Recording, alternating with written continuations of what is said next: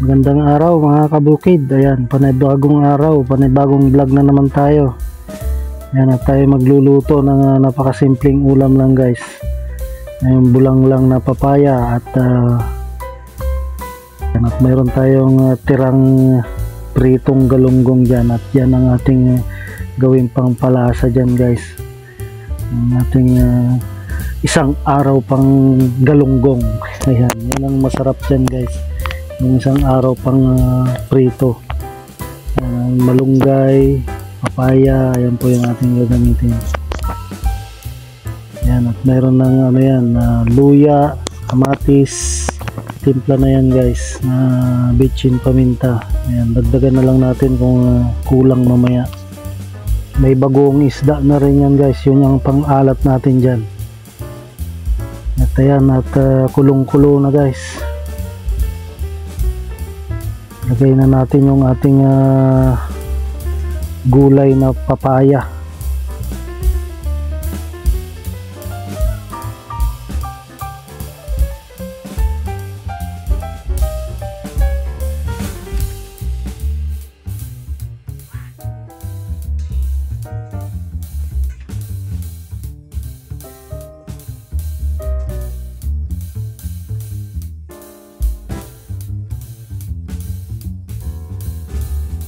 Ayan guys, at hayaan lang natin maluto.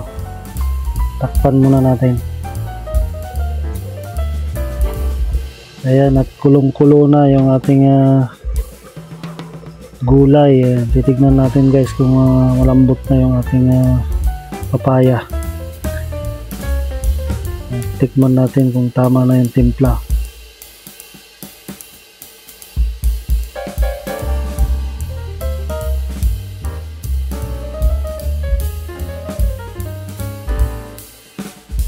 At dagdagan natin ng konting bagoong pa guys, at medyo matabang. Sarap yung bagoong guys pag yung mga ganyan bulang lang. Ayan, lagay na rin natin yung ating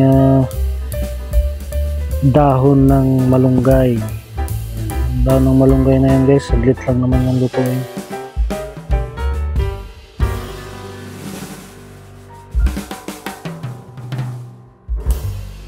Ayan guys, kunting halo-halo lang. Ayan, maya-maya pa luto na yan at hahanguin na natin guys. Ready na ang ating bulang lang na papaya. Ayan, ganun lang kadali guys. Ang ating bulang lang na papaya. Meron na tayong ulam.